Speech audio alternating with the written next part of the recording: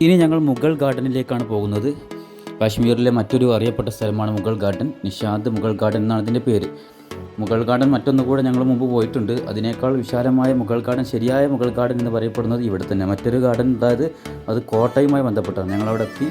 അതിൻ്റെ മുൻവശമാണ് മുഗൾ ഗാർഡൻ നിഷാദ് എന്നെഴുതിയിട്ടുണ്ട്.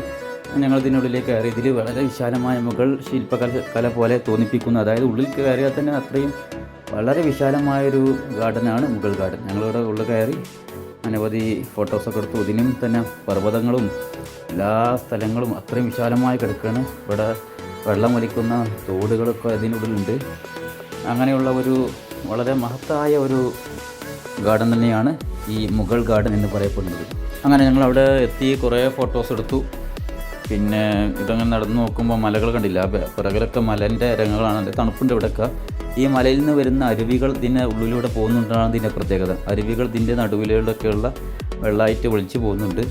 ഇതിൻ്റെ നിലനിൽപ്പ് അങ്ങനെയാണ്, അതിൻ്റെ രീതി അതാണ്. ഇതിലേക്ക് വെള്ളം വരുന്നതൊക്കെ അരുവിയിൽ നിന്നുള്ള വെള്ളങ്ങളാണ്. അത് കനാല് പോലെ താഴെ അടിയിലൂടെ പോകുന്ന രീതിയിലാണ് അത് ഉണ്ടാക്കിയിട്ടുള്ളത്. അപ്പോൾ ഇവിടെയുള്ള പ്രത്യേകത മാത്രമല്ല, ചില ഈ സ്ഥലത്തൊക്കെ ഉള്ളത് നമ്മൾ അവിടുന്ന് അവരുടെ നാട്ടിലെ വേഷങ്ങൾ ഇട്ടുകൊണ്ട് നമുക്ക് അവിടുന്ന് ഫോട്ടോ എടുക്കാൻ പറ്റും. അതിന് പൈസ ഉണ്ട്.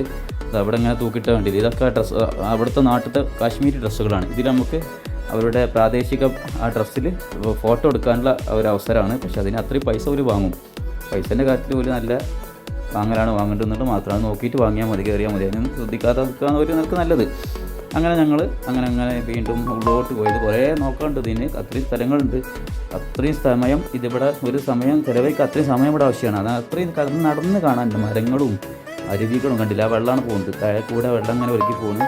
ഇതാണ് ഞങ്ങളുടെ അവസാനത്തെ ഗാർഡൻ. ഇതോടുകൂടി കാശ്മീർ ഏകദേശമൊക്കെ പൂർത്തിയായിട്ടുണ്ട്. ഇനി നാളെ മറ്റൊരു സ്ഥലമാണ് പോകാനുള്ളത്.